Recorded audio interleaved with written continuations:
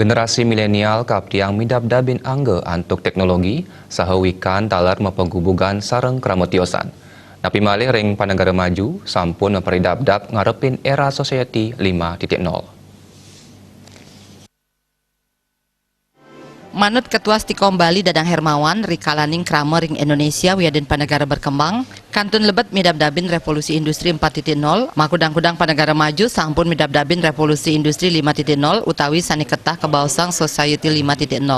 Society 5.0 pindah ke konsep sani pusat ipun ring manusia, nyangging berbasis teknologi. Ring era society 5.0 penyarengan manusia dahat ageng antuk transformasi big data mangde presiden nguangun selasane anyar mawinan kahuripan manusia sayan becik.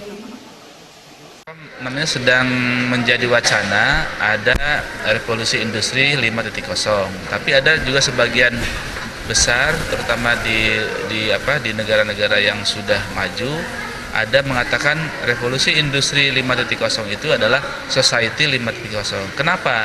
Karena sekarang ini interaksi antara IT, antara kemajuan teknologi dengan manusia itu menjadi titik penting. Jadi bukan hanya semata-mata bagaimana kita menciptakan teknologi yang begitu maju tanpa ada sentuhan manusia. Nah, sekarang ini sudah mulai disadari bahwa selain dengan kemajuan teknologi juga adalah interaksi antara manusia dengan mesin, interaksi antara manusia dengan ini sudah mulai dilihat, sudah mulai diperbincangkan. Makanya sekarang bukan revolusi industri 5.0 lagi, tapi ada society 5.0.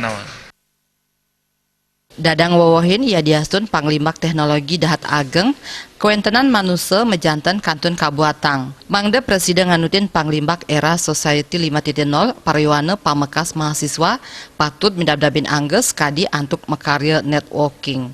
Waget ring widang teknologi mejantan mabuat ring era society 5.0 nanging kewentenan manusia stata utama kewentenanipun. Eka Yana, Bali TV.